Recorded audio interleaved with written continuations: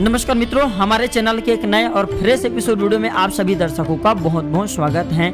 जड़ी बूटी में काफी शक्तियां होती हैं। जड़ी बूटी के मदद से कुछ भी किया जा सकता है। प्राचीन समय में जड़ी बूटी से सोना बनाया जाता था। प्राचीन समय में एक ऐसा जड़ी बूटी था जिसे मुख में धारण करने से व्यक्ति अदृश्य हो जाते थे। और आज भी हमारे बीच में ऐसे भी जड़ी बूटी मौजूद हैं जिनके बल पर कुछ भी किया जा सकता है, जैसे कि धन प्राप्ति हैं, ये बहुत सारे कर्मा प्रयोग किए जा सकते हैं। इस वीडियो में आज मैं आप लोगों को जड़ी बूटी का साथ ही साथ मैं आप लोगों को बांदा का चमत्कारिक प्रयोग बताऊंगा। तो वीडियो पूरा जरूर देखिएगा। थोड़ी भी जानकारी पसंद आएगी तो वीडियो को लाइक करना, हमारे चैनल को सब्सक्राइब जरूर करना।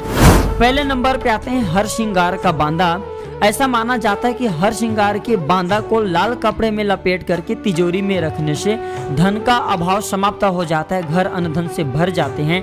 दूसरे नंबर पे आते हैं संघ पुष्पी का जड़।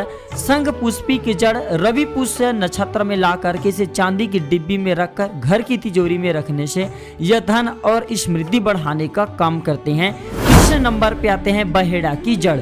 पुष्य नक्षत्र में बहेड़ा की जड़ ला करके इसका एक और पत्ता आपको ले आना है। इसे पैसा में रखने से पैसा जो होता है दिन दुगनी रात चौगुनी बढ़ने लगते हैं। मतलब ये पैसा को घर में लक्ष्मी को खींचने का काम करते हैं, पूरा घर अनधन से भर देते हैं। चौथे नंबर पे आते हैं मदार की जड़। रवि पुष्य नक्षत्र में लाई गई मदार की जड़ को दाहिने हाथ में धारण करने से आर्थिक समृद्धि होती है। मदार की जड़ धारण करने से शत्रु से भी हमें विजय दिलाता है। इसके बाद आता है मित्रों दूधी की जड़। जी हाँ, दूधी के पौधे आपने जरूर देखा होगा। तो दूधी की जड़ अगर कोई भी व्यक्ति जो व्यक्ति सुख की प्राप्ति करना चाहते हैं, मतलब जो लोग चाहते हैं कि उनके घर में सभी लोग सुखी हों, तो दूधी के जड़ ला करके अपने घर में अवश्य लगाएं। इसके बाद आते हैं मित्रों बरगद का पत्ता। अश्लेषा नक्षत्र में बरगद का पत्ता ला करके अन्न भंडार में रखें। भंडार हमेशा अनधन से भरा रहता है। इसके अलावा अगर आप चाहते हैं कि तेजी से तेजी आपके घर में धन आए तो बड़ के ताजे तोड़े पत्ते पर हल्दी से स्वास्तिक बना करके पुष्य नक्षत्र में घर में रखना चाहिए। जब तक हल्दी का बना स्वास्तिक जो इसके पत्ते हैं आपके घर में रहेंगे तब तक आपके घर की पूरा जो घर का अन्न भंडार है ये भरे रहेंगे। इसके बाद आते हैं श्वेत अपराजिता। श्वेत अपराजिता का पौधा काफी पवित्र माना जाता है, दरिद्र नाशक माना जाता है। श्वेत आंकड़ा, सल और लक्ष्मणा का पौधा भी श्वेत अपराजिता पौधा की तरह ही धन लक्ष्मी को आकर्षित करने का काम करता है। तो मित्रों अगर श्वेत अपराजिता के पौधा मिल जाते हैं तो अगर आप इसके केवल एक पुष्प माँ लक्ष्मी को समर्पित कर देते हैं तो 1000 कमल के फूल चढ़ाने का बराबर होता है। और इसके जड़ को अगर 9 दिनों तक नवरात्रि में रखा जाए या फिर अभी कहा जाए दिवाली आने वाले तो उसमें अगर रखा जाए माँ लक्ष्मी की मूर्ति के सामने तो ये सिद्ध हो जाते हैं। फिर सिद्ध की हुई इसके जड़ अगर आपके पास में रहेंगे तो जब तक ये आपके पास में रहेंगे आप हमेशा अन्न से भरे रहेंगे। इसके बाद आते हैं सफेद पलाश का पौधा।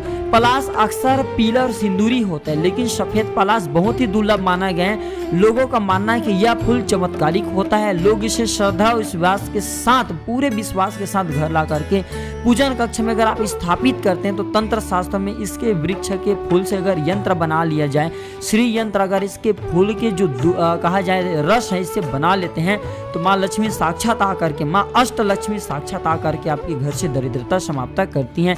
इसके बाद आते हैं धतूरे की जड़। धतूरे की जड़ के कई तांत्रिक प्रयोग किए जाते हैं। आप इसका प्रयोग बहुत सारे तंत्र प्रयोग में कर सकते हैं।